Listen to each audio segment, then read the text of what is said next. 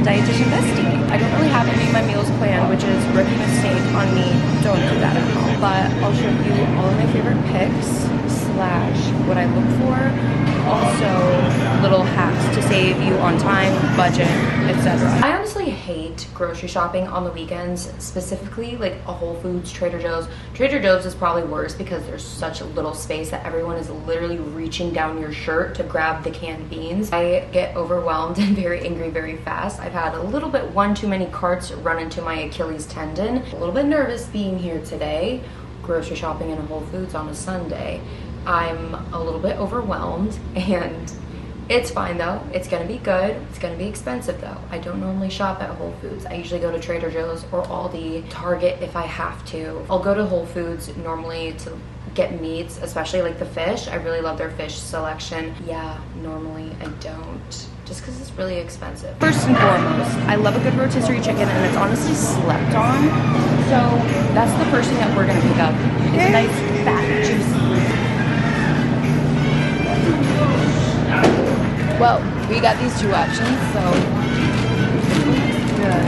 My fave has a high protein source that just makes it so much more easier for you to incorporate those high protein meals throughout your weekend. You can eat it just like straight off a bone or a soup. You could make it into like a taco skillet, which is what I'm doing.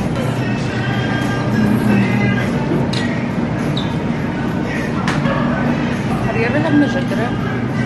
No. What is it? It's like a Mediterranean lentil and caramelized onion dish.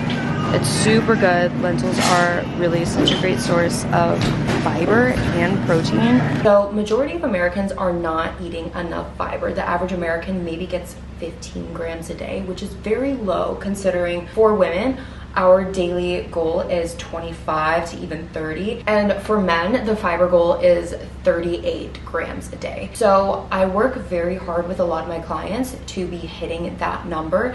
And it is so much easier to hit that number when most of our diet is coming from whole food sources. So for the Fiber 5, we have our whole grains, beans and legumes, nuts and seeds, fruits and vegetables. All 5 of these are really great sources of fiber. Fiber only comes from plant foods. And people are gonna say, oh, you can't digest it and da-da-da. That's the whole point, bro. Fiber is like fertilizer to our gut. It also helps create short chain fatty acids in our colon, which what we know about short chain fatty acids, very anti-inflammatory, very beneficial for our overall health. Fiber also helps us regulate our blood sugar, regulate our cholesterol levels, and make sure that those are in check. So it can either lower or higher. HDL is the good cholesterol that we want to have more amounts of, and LDL is the bad cholesterol that can really start clogging those arteries and potentially lead to some health issues. Fiber can help with all of those things, as well as increasing regularity in bowel movements, healthier bowel movements at that. Like, no one likes to be constipated. Fiber can add bulk to our stools, but it can also help it move through our system.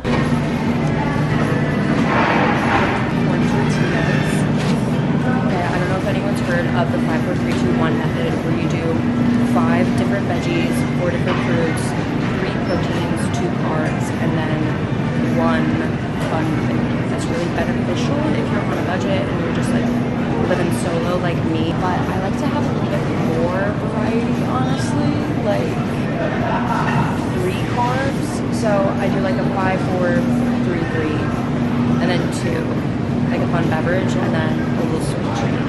I also always go by whatever fruit is cheapest, I buy. Red fruits and veggies contain carotenoids like lycopene. They're antioxidants and anthocyanins, which those antioxidants are like the janitors of our cells. They go in, mop up the oxidative stress and free radicals that are causing damage to our cells. So by increasing the amount of antioxidants that you have in your diet, you can help freeze and inhibit too much oxidative stress and damage to your cells on your body. Also, gut health tip, if you're wanting to find just like more diversity in your diet, try to pick out one fruit or veggie that you've never had before. So we're gonna do that with a fruit this week.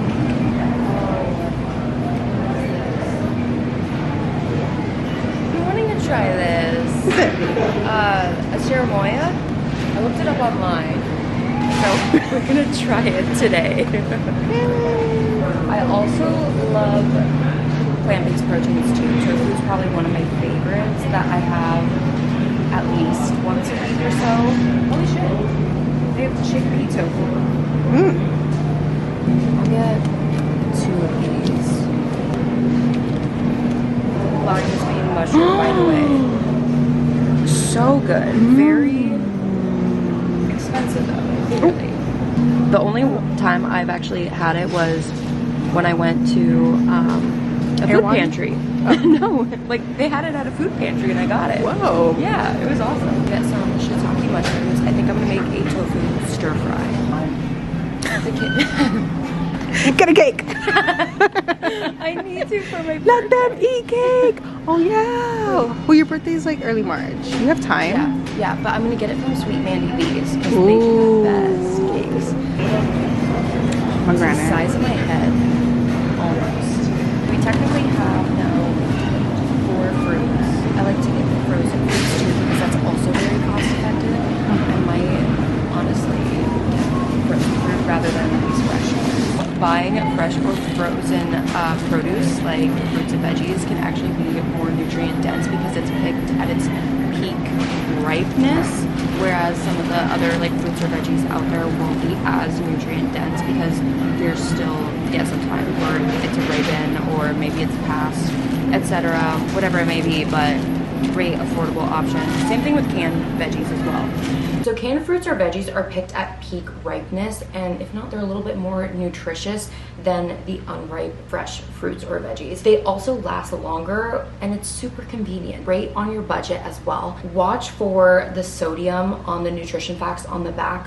We don't want too much of that. We already get enough through our diet for the most part, for most people, okay? For most people, most Americans, we're getting too much sodium. I would recommend choosing a low to no sodium added canned or frozen veggie combination. I have my freezer stocked with frozen fruits and veggies because it's just so simple. You can add it to anything. Peppers and everything, so we'll get like the multicolored ones. Those last me, honestly, like 2 weeks. Like I don't use it all in one time.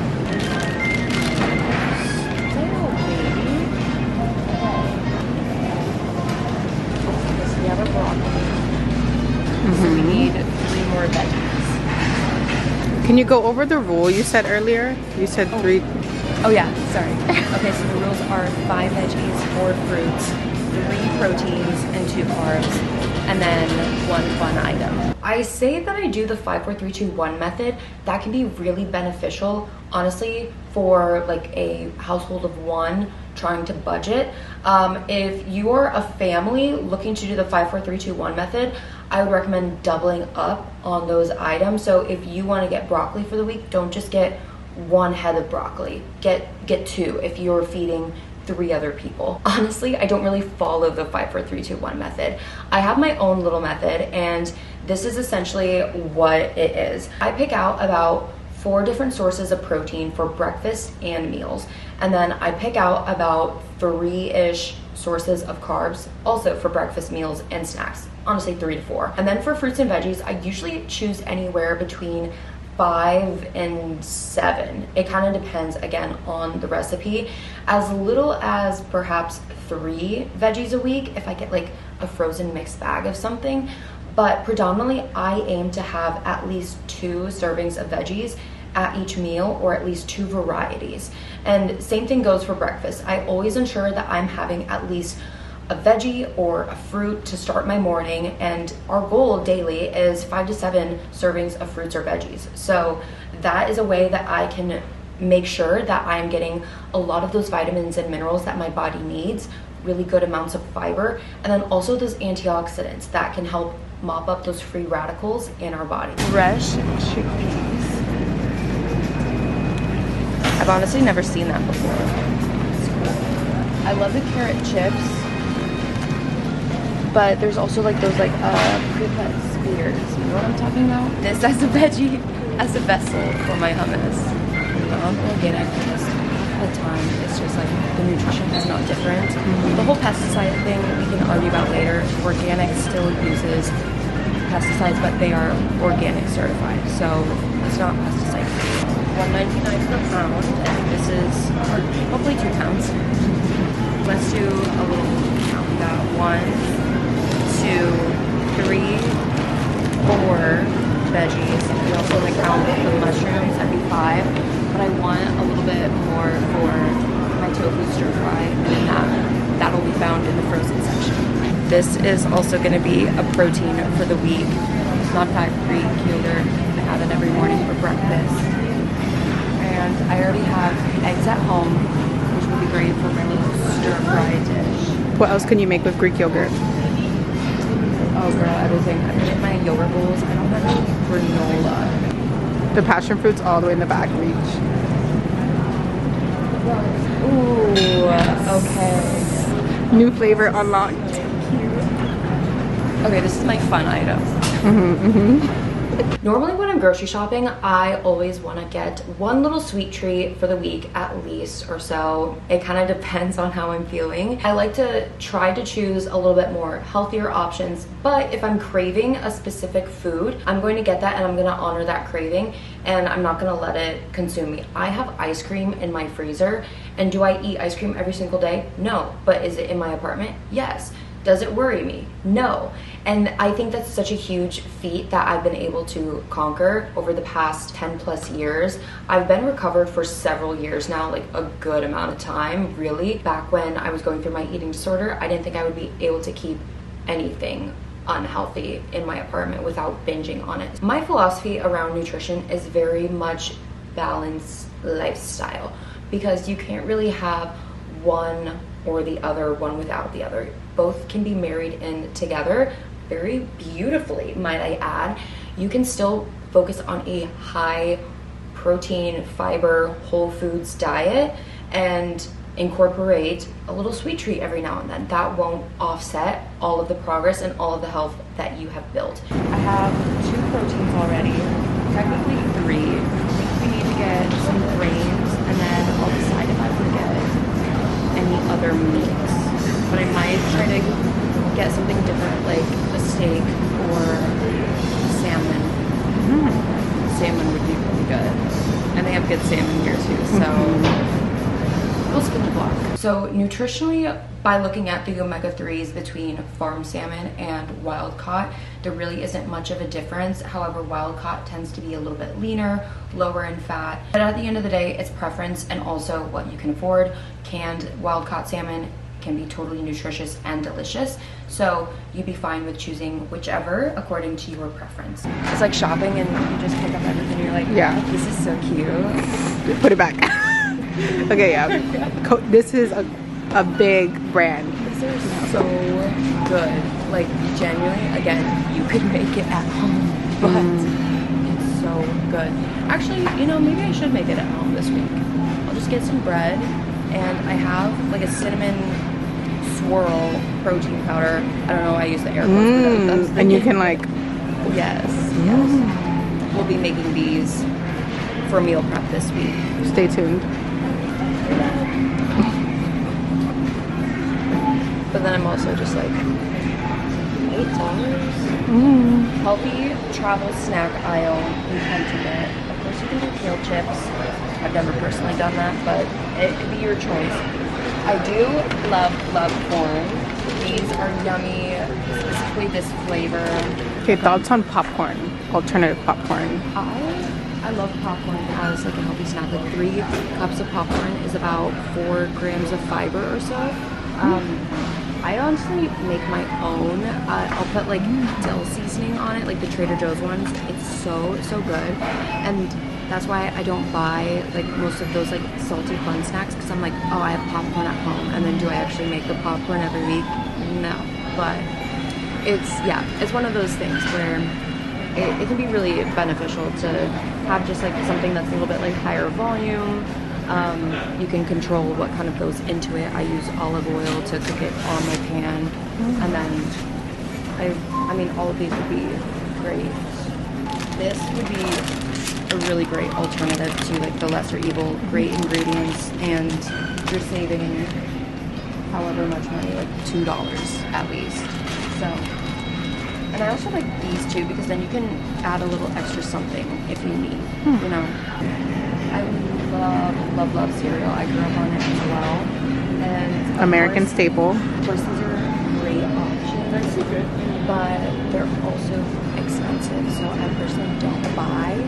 And for that reason, I will probably convince myself today that I can just make my own granola at home instead of spending $7.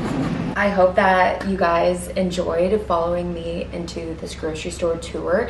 It was a little bit chaotic. I didn't have a plan. I don't ever not have a plan, if that makes sense. So I clearly was not abiding by my own rules when going into a grocery store, so don't do that. But learn from me, learn from my mistakes, and I hope that you took away at least one thing from this video.